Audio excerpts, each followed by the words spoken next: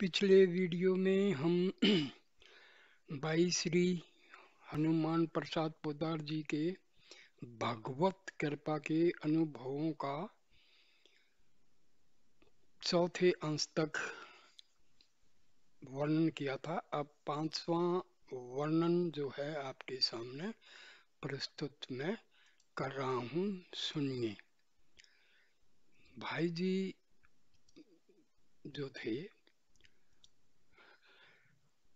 भगवान के बहुत ही सच्चे भगत थे और भगवान राम की उन पर विशेष कृपा थी। तो सुनिए अगला भाग। लगभग सन 1930 के आसपास की बात है। मालवीय जी के भतीजे श्री कृष्णकांत मालवीय नैनी जेल में थे। नैनी जेल से उनकी बदली बस्ती जेल में हुई। नैनी से बस्ती जाने का रास्ता गोरखपुर होकर ही है। उन्होंने तार दिया कि गोरखपुर स्टेशन पर 15 व्यक्तियों के लिए भोजन की व्यवस्था दीजिए। उस समय इलाहाबाद से आने वाली गाड़ी शाम को करीब 5 बजे गोरखपुर पहुंचती थी। तार गीता प्रेस में आया था। मैं उसमें गोरखनाथ के पास बगीचे में रहता था। उस समय न टेलीफोन था न मोटर थी। रिक्शे भी उस समय नहीं थे। एक का भी जल्दी वहां मिलता नहीं था। वहां से स्टेशन करीब 3 मील होगा। प्रेस वाले ने भूल यह की कि भोजन का प्रबंध तो किया नहीं। एक साइकिल वाले के साथ तार मेरे पास भेज दिया। तार मेरे पास लगभग 4:45 बजे पहुंचा। अब उस समय न हमारे पास भोजन तैयार न कोई सवारी उपलब्ध। गाड़ी आने में करीब 15 मिनट बाकी थे। अब क्या करें? मन में कुछ चिंता हुई। प्रेस वालों पर भी मन में झंझलाहट हुई कि इंतजाम नहीं किया। तार खोलकर पढ़ ही लिया था, ऐसे ही यहाँ भेज दिया। हे भगवान, अब क्या करूं? इतने में ही बाबू बाल मुकुंद जी, जिनका वह मकान था, उनके यहाँ उस दिन प्रसाद था। उसी समय 2 इक्के आए और उसमें पूड़ी साग मिठाई फड़ादी सब चीजें थी। कोई 20-25 व्यक्तियों का सामान था। मेरे मन में आया कि यह तो भगवान ने ही भेजा है। उन्हीं इक्कों में वही सामान ज्यों का त्यों आदमी देकर स्टेशन भेज दिया। गाड़ी 15 मिनट देर से आई। वे लोग 16 व्यक्ति थे। सभी ने बड़े मजे से खाया और बड़ी प्रसन्नता प्रकट करके गए। अब सोचिए, 1 घंटे बाद सामान आता तो उनके काम नहीं आता, और 2 घंटे पहले भी आ गया होता तो घर वाले लोग खा लेते। भगवान के मंगल विधान से सब ठीक हो गया। अब छठा प्रसंग सुनिए प्रभु कृपा का। एक बार मैं दिल्ली में बीमार था। पहले श्री ज्वाला प्रसाद जी के पास था। फिर भाई रामकृष्ण डालमिया मुझे ले गए। बोले अब आप कुछ अच्छे हो गए, मेरे पास चलिए। मैं उनकी कोठी में ठहरा हुआ था। मैं नाम तो नहीं बताऊंगा। एक सज्जन मेरे पास वहां मिलने आए जो पहले बड़े अच्छे घराने के थे। उसमें उनकी आर्थिक स्थिति अच्छी नहीं थी, बहुत खराब थी। उन्होंने अपनी लड़की के जेवर कहीं बंधक रख दिए थे। उस लड़की को लेने ससुराल वाले आ गए थे। उनको जेवर बंधक से छुड़ाकर लड़की को देना था। रुपए उनके पास थे नहीं। वे आए थे रामकृष्ण के पास। रामकृष्ण के पास उस समय रुपए थे नहीं, या उसकी इच्छा नहीं थी। उन्हें कह दिया हम नहीं कर सकेंगे। मैं जिस कमरे में था वे आकर मेरे पास बैठ गई। उन्होंने अपनी सारी कथा मुझे सुनाई। मेरे पास कोई व्यवस्था नहीं, मैं उन्हें नहीं ही कहने वाला था। उनकी आंखों से आंसू बहने लगे। इतने में ही एक महिला ने मेरे कमरे में प्रवेश किया। वे अब मर गई हैं, इसलिए नाम बताने में आपत्ति नहीं। कलकत्ते में एक फर्म था, नौरंग राय नागरमल। नागरमल जी मेरे पिता मामा के लड़के थे। मेरे बड़े भाई लगते थे, तो वे मेरी भाभी थी।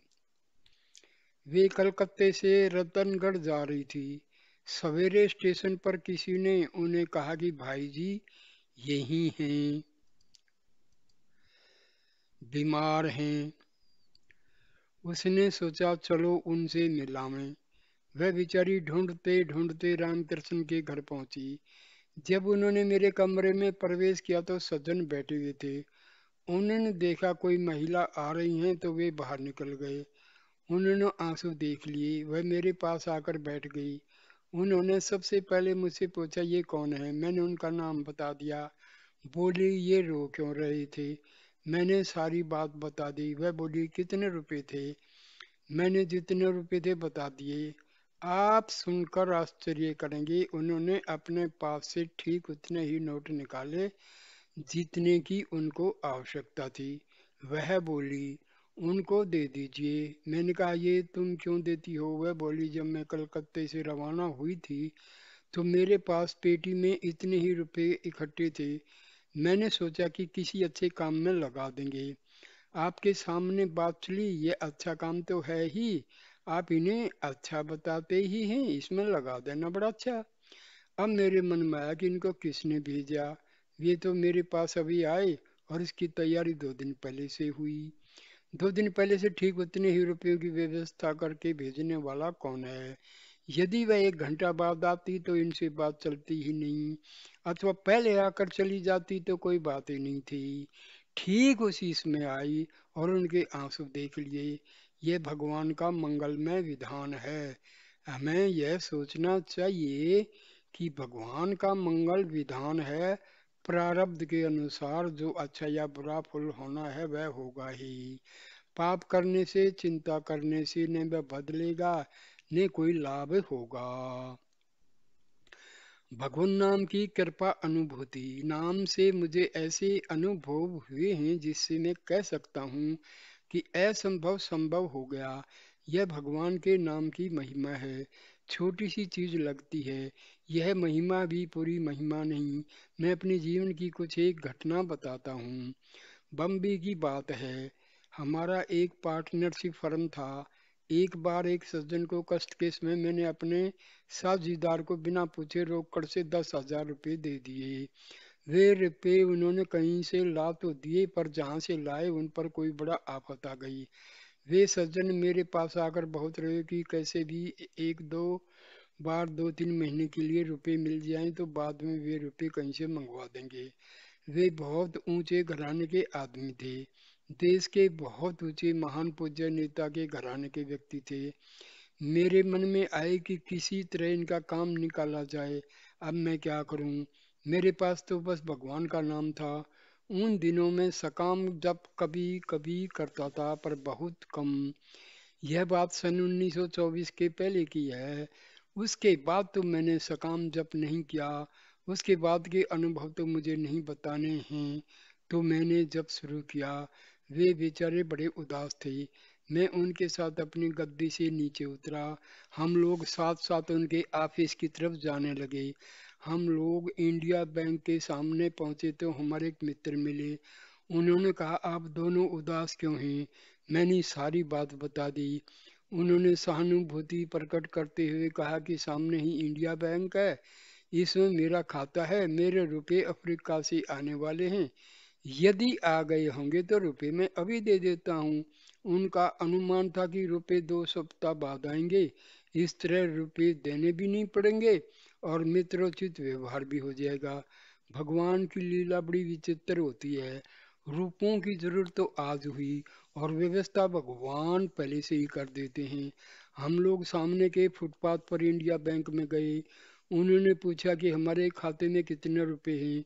उत्तर मिला कि कल तक तो कुछ नहीं थे, आज अभी अभी अफ्रीका से 20,000 का ड्राफ्ट आया है। उत्तर हम लोग पास में खड़े सुनी चुके थे। अब वे बेचारे क्या बोलते। उनको रुपए देने पड़े। उन्होंने 10,000 रुपये दे दिए। उनका काम निकल गया। फिर रुपए उन्हें वापस दे दिए गए। भगवान के नाम ने यह काम किया। इस तरह भगवान के नाम के पहले पहले की उम्र के मेरे बहुत से अनुभव हैं। बम्बई से कल्याण के प्रकाशन का शुभारंभ। बम्बई में लगभग 9 वर्ष रहा। बम्बई छोड़ने के करीब 1.5 वर्ष पूर्व दिल्ली अग्रवाल महासभा में गया था। वहाँ भाई श्री घनश्याम दास जी बुड़िला की प्रेरणा मिली।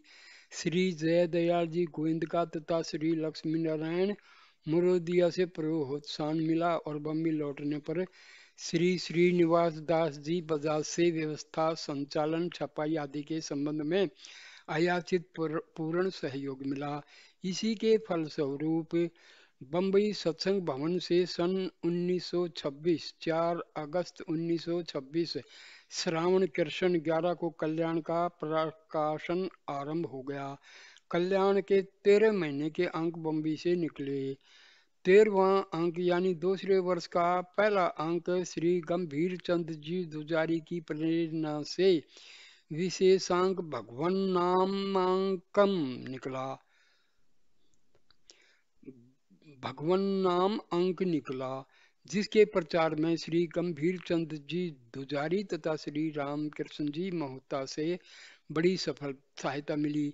उसके बाद में बम्बई छोड़कर गोरखपुर चला गया और कल्याण भी गीता प्रेस गोरखपुर से प्रकाशित होने लगा। कल्याण के लिए गांधी जी का आशीर्वाद। कल्याण के लिए गांधी जी का आशीर्वाद प्राप्त करने में एवं सेठ जमुना लाल जी बजाज दोनों गए थे। गांधी जी बड़े प्रसन्न हुए और बोले, कल्याण में 2 नियमों का पालन करना, बाहरी कोई विज्ञापन नहीं देना तथा पुस्तकों की समालोचना मत छापना। विज्ञापन ने छापने के संबंध में उन्होंने हेतु यह बताया कि तुम अपनी जान में पहले पहले यह देखकर विज्ञापन लोगों की वह किसी ऐसी चीज का न हो जो भद्दी हो और जिसमें धोखा देकर ठगने की बात हो। पर जब तुम्हारे पास विज्ञापन आने लगेंगे और लोग उनके लिए अधिक पैसे देने लगेंगे, तब तुम्हारे विरोध करने पर भी साथ ही लोग कहेंगे, देखिए इतना पैसा आता है, क्यों नहीं यह विज्ञापन स्वीकार कर लिया जाए। बस पैसे का प्रलोभन आया कि फिर जनता के लाभ हानि की बात एक और रह जाएगी। अतएव आरंभ से ही यह नियम बना लो कि बाहरी विज्ञापन स्वीकार करना ही नहीं है। समालोचना के संबंध में यह बात है कि जो लोग समालोचना के लिए अपनी पुस्तकें तुम्हारे पास भेजेंगे, उनमें से अधिकांश इसलिए भेजेंगे कि तुम्हारे पत्र में उनके ग्रंथ की प्रशंसा निकले। यथार्थ समालोचना कराने के लिए अपनी पुस्तक भेजने वाले बिरले ही होते हैं। ऐसी स्थिति में पुस्तक चाहे जैसी हो, या तो उनकी झूठी प्रशंसा करनी होगी या उन साहित्यकारों लेखकों से झगड़ा मोल लेना पड़ेगा। इसलिए समालोचना मत छापना। मैंने कहा, बापू आपका आशीर्वाद चाहिए, भगवान शक्ति देंगे। इन दोनों नियमों का दृढ़ता से पालन होगा। बापू ने कल्याण की सफलता के लिए हृदय से आशीर्वाद दिया। तब से आज तक कल्याण की वही नीति चली आ रही है। गांधी जी ने जो आशंका व्यक्त की थी, आगे चलकर वह सामने आ गई। ज्यों-ज्यों कल्याण का प्रसार बढ़ने लगा, त्यों-त्यों विज्ञापन वालों के आग्रह आने लगे। जब इसके लिए 1 लाख ग्राहक हो गए, तब लोग खूब अधिक पैसा देकर विज्ञापन छपाने को तैयार हो गए। समालोचना के लिए भी बहुत सी पुस्तकें आई, बहुत तरह से दबाव डाले गए, पर भगवान रक्षा करते चले आ रहे हैं। कल्याण के प्रारंभिक वर्षों में संपादक के रूप में भाई जी द्वारा श्री गंभीर चंद जी दुजारी को लिखे गए 2 पत्र भाई गंभीर चंद जी दुजारी, ये है 13 अगस्त 1926 का। मासिक कल्याण का प्रथमांक प्रकाशित हो चुका है, बाहर भेज भी दिया गया है। मेरे द्वारा संचालन में सज्जनों का संदेह अवश्य ही आधार है, परंतु सारी बातें परमात्मा के अधीन है। मैं कुछ भी नहीं कह सकता कि भविष्य में क्या कर सकूंगा। इसमें संदेह नहीं है कि मैंने कल्याण का भार केवल 1-2 अंकों के लिए ही नहीं लिया है। जहाँ तक सर्व प्रेरक प्रभु की प्रेरणा के अनुसार कार्य के संपादन की सामर्थ्य है, वहाँ तक संचालन में त्रुटि न हो, इसी विचार से यह काम किया गया। परंतु भविष्य परमात्मा के अधीन है, मनुष्य क्या लिख सकता है। यह आवश्यक है कि छपाने और ग्राहकों के यहाँ पहुँचने वगैरह के झंझट से मुझे जितना शीघ्र मुक्त कर दिया जाए, उतना ही संपादन का कार्य सुचारू रूप से होना संभव। यहाँ छपाने में मूल्य अधिक पड़ता है, छपने में अशुद्धियाँ रहती हैं और सब कार्य संभालने में लेख आदि लिखने के लिए समय भी पूरा नहीं मिलता। तो इस प्रकार ये पत्र जो है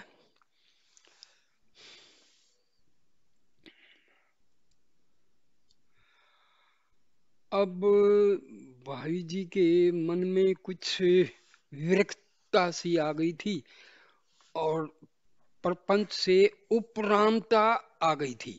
मतलब दुनियादारी के झंझटों से वो थक चुके थे, तो उन्होंने बम्बई छोड़ने का निश्चय किया। बम्बई लगभग 9 वर्ष रहा। सन 1927 में मेरी इच्छा ऐसी हुई कि कारोबार छोड़ दूं, समाज छोड़ दूं, राजनीति छोड़ दूं और गंगा जी के तट पर कहीं एकांत में रहूं। मैंने पूज्य श्री सेठ जी को लिखा।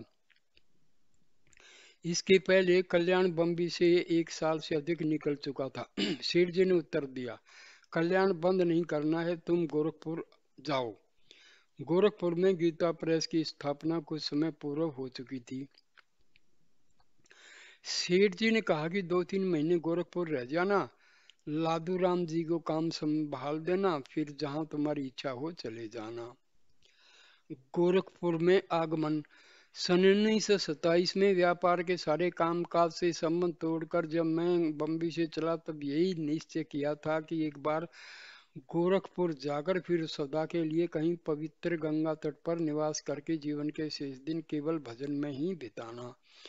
साधारण खर्च की व्यवस्था भी भाई रामकृष्ण डालमिया के सहयोग से हो गई थी, पर होता वही है जो भगवान के मंगल में विधान के अनुसार होना होता है। श्री सेठ जी ने यही कहा था कि कल्याण बंद नहीं करना है, तुम गोरखपुर जाओ। गोरखपुर में गीता प्रेस की स्थापना कुछ समय पूर्व हो चुकी थी। श्री सेठ जी ने कहा, गोरखपुर में तुम 2-3 महीने रहकर सारा काम श्री लादूराम जी को संभाल देना, फिर तुम चले जाना। पर होता वही है जो श्री भगवान के मंगल में विधान के अनुसार होना होता है। कल्याण को गीता प्रेस से प्रकाशित कराने की व्यवस्था हो जाए, इतने ही काम के लिए मैं गोरखपुर आता। पर प्रेस तथा कल्याण का काम उत्तरोत्तर बढ़ता गया। आसक्ति या वासनावश इसी में मेरा मन अधिक से अधिक लगने लगा और मेरी एकांतवास की इच्छा धरी रह गई और मैं गोरखपुर का ही हो गया। करी गोपाल की सब हुए, भगवत दर्शन की उत्कंठा। गोरखपुर आने के बाद सारा कार्य सुचारू रूप से करते हुए पूजा भाई जी के हृदय में भगवत दर्शन की लालसा प्रतिपल तीव्र होती जा रही थी। अन्य कुछ भी उन्हें सुहाता नहीं था। तीव्र उत्कंठा से भरे हृदय के भाव एक पद के रूप में प्रकट हुए। वही मारवाड़ी बोली का पद नीचे उद्धृत किया जा रहा है। अब तो कुछ भी नहीं सुहावे, एक तू ही मन भावे है। तन्ने मिलने ने आज मेरी हिवड़ो उइलो जावे है। मतलब है, हे भगवान, तुम्हारे मिलने के लिए मेरा हृदय जो है बिल्कुल व्याकुल है और बिल्कुल जो है तीव्र, मतलब एक प्रकार से इच्छा है भगवान आपसे मिलने की। तड़प रहे जो मछली जन भी ले, अब तू क्यों तरसावे है। दरस दिखाने में देरी कर क्यों अब और सतावे है। पण जो इसी बात में तेरो चितराजी हो तो होवे, तो कोई भी आंट नहीं, मन चाहे जितनो दुख होवे। तेरे सुख में सुखिया हूं मैं, तेरे लिए प्राण रोवे। मेरी खातिर प्रिय तुम अपने सुख में मत कांटा बोवे। पण यार निश्चय समझ, तने मिलने की खातिर मेरा प्राण छिण छिण में व्याकुल हुए है। दर्शन की है भारी ठान, बांध तुड़ाकर भाग्या चाव है, माने नहीं किसी का कान। आठों पैर उड़या सा डोले, पलक पलक की समझे हान। पण प्यारा तेरी राजी में है, नित राजी मेरो मन।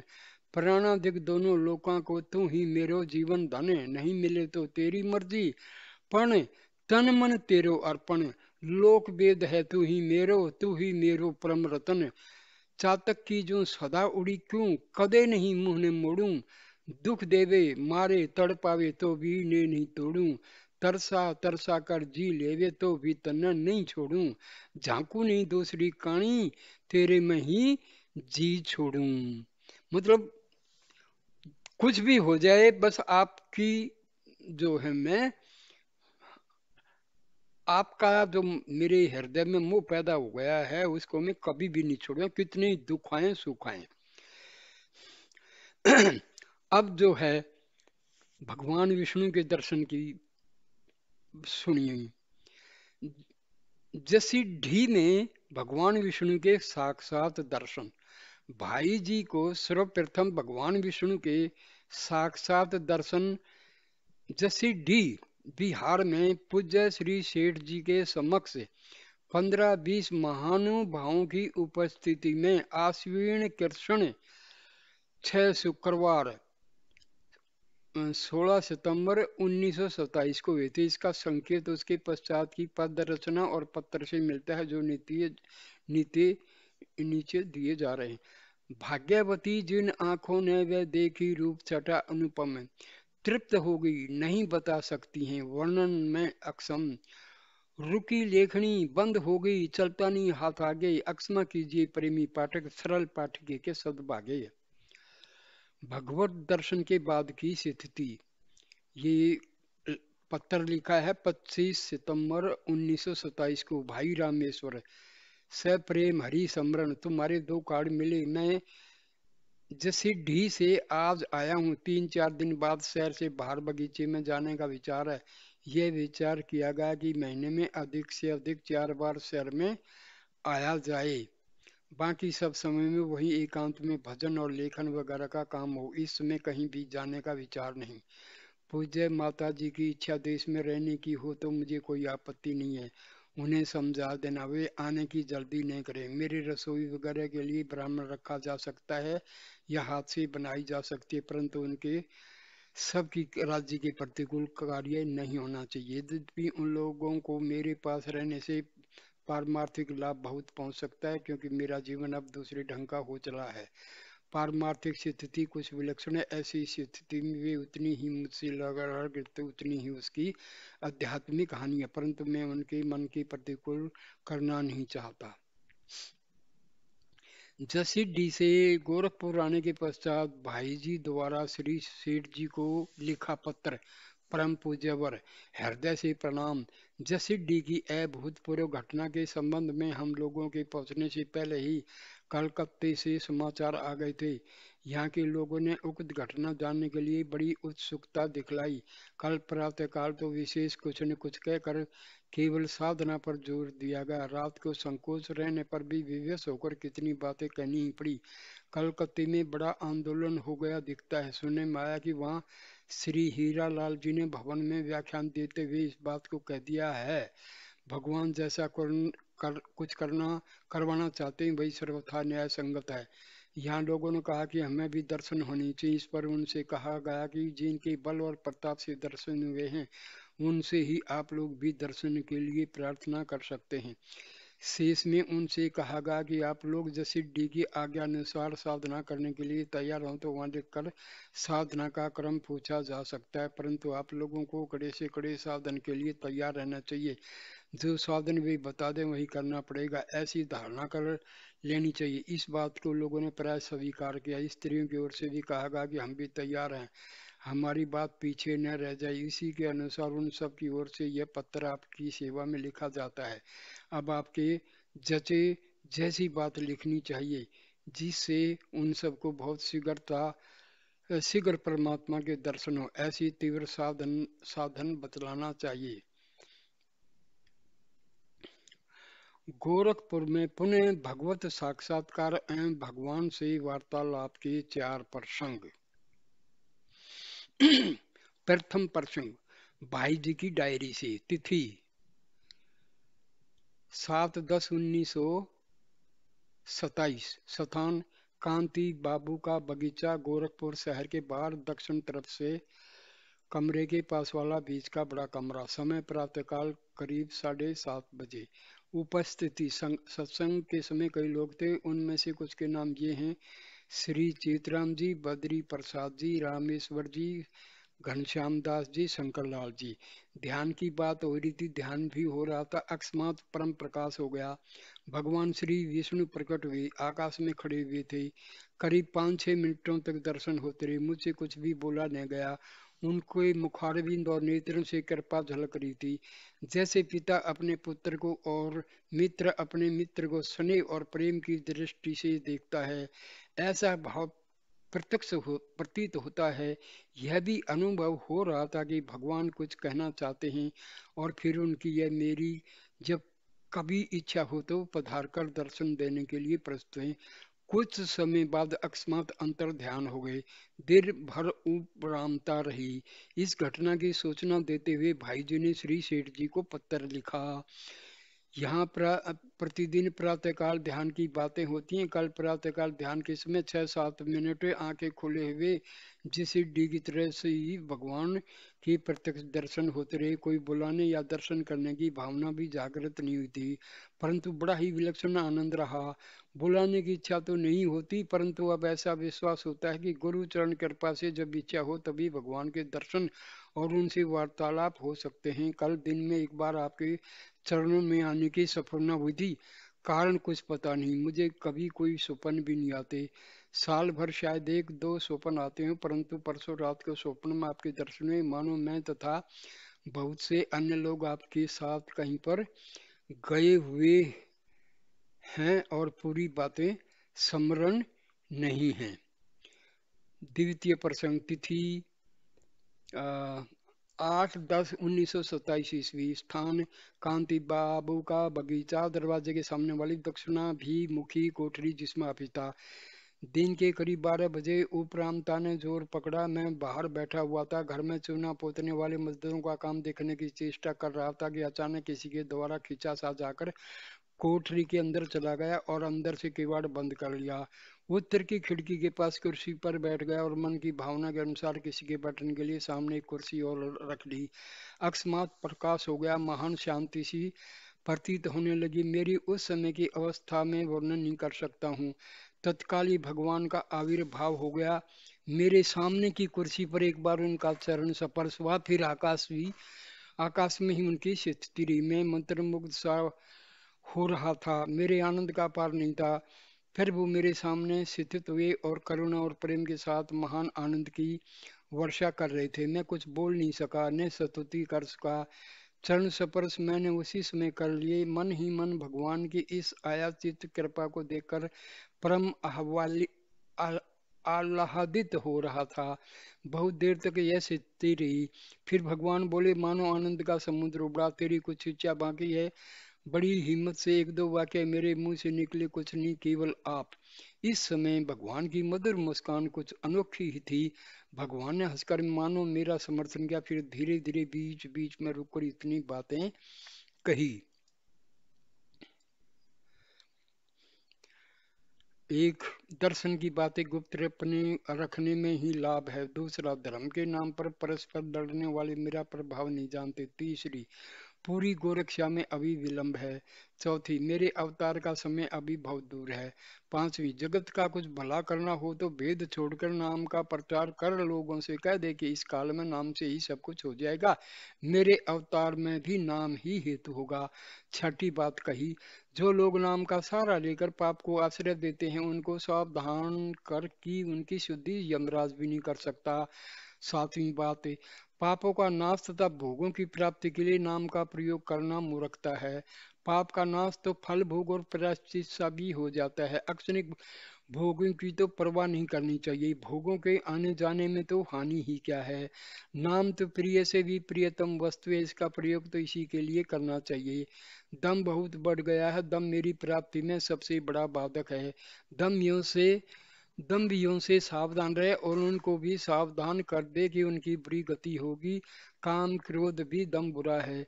किस 10वीं बात, किसी को भी मेरे दर्शन का पक्का आश्वासन मत दे। ये भगवान कह रहे हैं। जैसी डी के सिवाय इन बातों का मेरे नाम से प्रचार नहीं करना। 12वीं बात, अब इस तरह नहीं आऊंगा, तेरे बिना बुलाए तो 2 बार आ गया। मुझे ये बातें कहनी थी, इसलिए जब चाहे स्मरण कर बुला सकता है, परंतु भूल मत करना। इसके बाद भगवान चुप हो गए। मैं बड़े हर्ष के साथ उनकी ओर ताकता रहा। उस समय जगत में उनके सिवा मानो मुझे और कुछ नहीं भासता था। किसी की संपूर्ण तक भी नहीं थी। अकस्मात श्री भगवान अंतर ध्यान हो गए। मेरी चित्र दृष्टि विचलित हो गई। मैं देखता हूँ कि पूर्व ओर की खिड़की से श्री रामेश्वर ताक के देख रहे हैं। मैंने सामने की कुर्सी लगभग हटाकर किवाड़ खोल दिए। उस समय घड़ी में करीब 2:15 थे। इसके बाद करीब 40 घंटे तक उपरामता बनी रही। तृतीय एवं चतुर्थ प्रसंग, भाई जी द्वारा श्री सेठ जी को लिखा पत्र, 24 अक्टूबर 1927 ईस्वी। श्री पूज्य चरण, हृदय से प्रणाम। गत शुक्रवार कार्तिकेय 21 अक्टूबर 1927 को मैं यहाँ पहुँच गया था। आपकी आज्ञा अनुसार प्रश्नों का उत्तर जानने की भावना मन में थी। कार्तिक कृष्ण 22 अक्टूबर 1927 शनिवार को प्रातःकाल करीब 5:30 बजे स्नान संध्या के उपरांत में एकांत में बैठा था। बैठे बैठे ही नींद या बेहोशी सी हो गई। उसमें श्री भगवान दीख पड़े। उन्होंने मानो इस भाव के शब्द कहे। पहला कहा, जिन 7 विषयों के प्रचार की बात तुम लोगों ने तय की है, उनकी प्रचार जितने अधिक देशों और अधिक लोगों में हो, वैसी चेष्टा करो। लोगों को समझा दो कि किसके मानने से ही कल्याण हो सकता है। दूसरी बात, धर्म ग्रंथों में दूसरा धर्म मानने वालों के लिए किसी धर्म ग्रंथ का नाम न लेकर गीतोक्त भक्ति युक्त निष्काम कर्म का भाव मानने के लिए कहो। तीसरी बात, एक बार जिसने मेरा नाम ले लिया उसका भला होने में कोई शंका नहीं करनी चाहिए। चौथी बात है, मेरी प्रेरणा के अनुसार कितना प्रचार हुआ है और हो रहा है उसका पता पीछे लगेगा। पांचवी बात, मेरे मिलने की इन बातों का प्रकाश करने से हानि है। इतनी बातें सुनने के बाद मुझे चेत हो गया, ऊपर जो बातें लिखी हैं शब्द तो कुछ दूसरे भी थे पर भाव वही है। आज सोमवार 24 अक्टूबर 1984 प्रातःकाल 6:30 बजे ध्यान के लिए बीच वाले बड़े कमरे में बैठे थे। आपकी आज्ञा अनुसार एक बार भगवान का स्मरण करने का विचार एकांत में, परंतु उन्हें मालूम कि पहले से ही प्रेरणा होने लगी थी, इसी में स्मरण किया जाए। तदनुसार प्रश्नों का उत्तर जानने और आपकी आज्ञा पालन करने के लिए श्री भगवान का स्मरण और आह्वान, गीता चौथा पाठ 7वां 8वां श्लोक किया गया। थोड़ी ही देर में भगवान वहां प्रत्यक्ष प्रकट हो गए। लोगों को ध्यान में आज विशेष शांति मिली। श्री हरि कृष्ण दास जी और श्री चेतराम जी अच्छा ध्यान हुआ। श्री द्वारी जी जो ध्यान के लिए आपसे उस दिन प्रार्थना करते थे, आज ध्यान में उनको बड़ा आनंद आ रहा था। उन्होंने कहा कि मुझे आज ऐसा ध्यान होने की आशा नहीं थी। श्री घनश्याम दास जी को आंख खोले हुए और मूंदे हुए प्रकाश अत्यधिक मालूम हुआ। उनकी आंखें डबडबा आई और उन्हें रोमांच भी हुआ। श्री राम नरसिंह जी को जसिड्डी की भांति ही आंखें मूंदे और खुले हुए उनसे कहा गया कि प्रत्यक्ष के से भाव को छोड़कर प्रत्यक्ष मानो और चरण स्पर्श करने की चेष्टा करो। परंतु उन्होंने कहा कि मुझे तो मन की दृढ़ कल्पना ही मालूम होती है। आंखें अधिक देर तक खुली नहीं रहती, आपसे आप मूंद जाती हैं। पीछे उनसे बात करने मालूम है कि उस समय उनके समझने में कुछ भूल रह गई थी। लोगों के उठ जाने के बाद श्री राम नरसिंह जी और श्री दुआरी जी बहुत देर तक ध्यान में बैठे रहे। भगवान से जिन 4 बातों के पूछने की मन में भावना हुई थी वे इस प्रकार हैं। पहली, आपका स्वरूप ही श्री जय दयाल जी का स्वरूप है, इसमें क्या भाव है। दूसरी बात, 20 वर्ष पूर्व प्रेरणा करने पर भी संतोषजनक कार्य क्यों नहीं हुआ। तीसरी, नाम का प्रचार किस तरह किया जाए, क्या संन्यास लेने से अधिक प्रचार हो सकता है। चौथी, किस नाम का प्रचार किया जाए। इन प्रश्नों का उत्तर निम्नलिखित मिला। पहला, इस संबंध में जया दयाल से ही पूछो, वही बता सकता है। दूसरा, कल कहा ही था कार्य का पता पीछे लगेगा, डाले हुए बीजों का विस्तार फल लगने पर मालूम होगा। असंतोष मत करो, कार्य करो। तीसरा, कल के कहे अनुसार जितना अधिक लोगों में प्रचार कर सको उतना करो।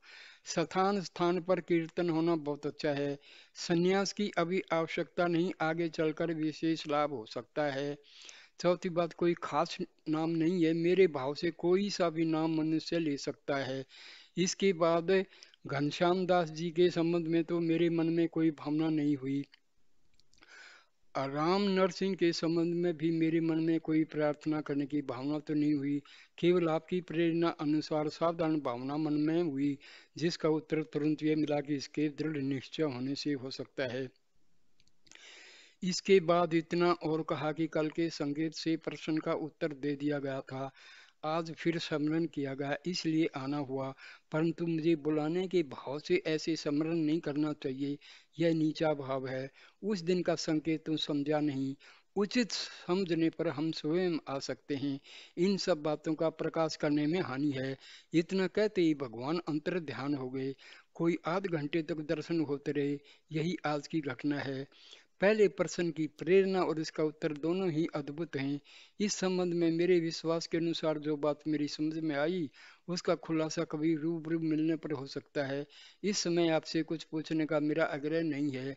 एक बार तो इस घटना को लेकर स्वयं आपकी सेवा में उपस्थित होने का विचार हुआ था, परंतु पीछे से यही बात ठीक समझा कि रजिस्ट्री चिट्ठी के द्वारा ही ये विषय लिखकर भेज दिया जाए। भगवान की प्रेरणा और आपकी इच्छा के अनुसार इस विषय को आप जितना गुप्त रखना या प्रकाशित करना ठीक समझें वैसा कर सकते हैं। मेरी समझ तो अभी इसका प्रकाशन होना ही भगवान की प्रेरणा है। 7 बातों के संबंध में मेरी ऐसी सफलता हुई कि इनके संबंध में 3-4 पृष्ठ का एक लेख लिखा जाए, लेख लिया जाए। इनमें इन 7 बातों का खुलासा हो और उस लेख का बंगला, मराठी, गुरमुखी, गुजराती, तमिल, उर्दू और अंग्रेजी आदि भाषाओं में अनुवाद करवाकर लाखों की संख्या में पैम्फलेट छपवाए जाएं और बहुत कम मूल्य या बिन मूल्य भारत के प्रांत, प्राय सभी प्रांत और इंग्लैंड, अमेरिका आदि में देशों में भी प्रचारित किया जाए। भारत के और विलायत के प्राय बहुत सी भाषाओं के पत्रों में भी प्रकाशित करवाने की चेष्टा की जाए तो बहुत लोगों के पास इस संदेश के पहुंचने में सुगमता हो सकते। संभवतः इस काम में आरंभ में 2,000 रुपये अंदाजा खर्च हो सकते हैं, जो मेरी समझ में खर्च करने में उचित है। इस संबंध में आपकी जो आज्ञा हो सो लिखनी चाहिए। आपकी आज्ञा अनुसार कार्य आरंभ करने का विचार है और कोई बात इस संबंध में जैसे सो लिखनी चाहिए। स्वास्थ्य के संबंध में और यहाँ आने के संबंध में जैसा जचे सो लिखना चाहिए। अनुगत श्री हनुमान। मैंने पहले सोचा था एक दो ही जो है संक्षेप में वीडियो बनाऊंगा, लेकिन भाई जी की तो जो जीवनी है वो इतनी इतनी इंटरेस्टिंग है कि भाई मेरा दिल मान ही नहीं रहा कि मैं इनके जीवन चरित्र का पूरा ही जो है वीडियो बनाऊं। देखते हैं। भाई जी इतने ग्रेट थे, मुझे इतना मालूम भी नहीं था। प्रभु कृपा है भाई, प्रेरणाएं होती हैं। तो दोस्तों नमस्ते। प्लीज़ वीडियो को ज़रूर लाइक करना, कमेंट करना, शेयर करना और मेरी चैनल को सब्सक्राइब ज़रूर कर देना। धन्यवाद।